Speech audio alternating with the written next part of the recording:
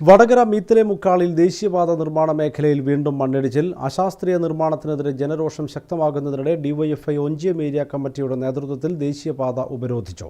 Police എത്തിയാണ് പ്രവർത്തകരെ നീക്കം ചെയ്തത്. കോൺക്രീറ്റ് വാൾ നിർമ്മിക്കാനായി ഒരുക്കിയ വലിയ കമ്പികളും ഇരുമ്പ് തൂണുകളും ഷീറ്റുകളും ഫൗണ്ടേഷൻ ഉൾപ്പെടെയുമാണ് തകർന്ന് താഴേക്ക് പതിച്ചത്. ഇതോടെ പ്രദേശത്ത് ഗതാഗത തടസ്സവും നേരിട്ടിരുന്നു. മണ്ണും കൂറ്റൻ കമ്പികളും ഇടിഞ്ഞു വീണതിന് മുകൾ ഭാഗത്ത് താമസിക്കുന്ന നിരവധി കുടുംബങ്ങൾ ഭീതിയിലാണ്.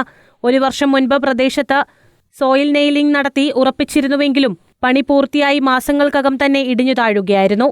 അശാസ്ത്രീയമായ നിർമ്മാണത്തിനെതിരെ നാട്ടുകാരും രാഷ്ട്രീയ പ്രവർത്തകരും വലിയ പ്രതിഷേധം ഉയർത്തിയതിനെ തുടർന്നാണ് അധികൃതർ ഇവിടെ കോൺക്രീറ്റ് വാൾ നിർമ്മാണം ആരംഭിച്ചത്.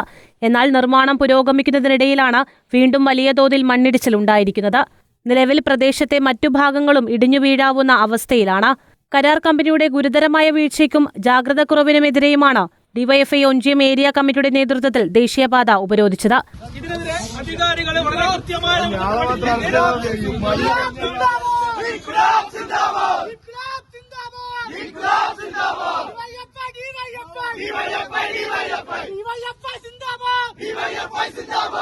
പോലീസ് എത്തിയാണ് പ്രവർത്തകരെ നീക്കം ചെയ്തത്. News bureau, Vadakara.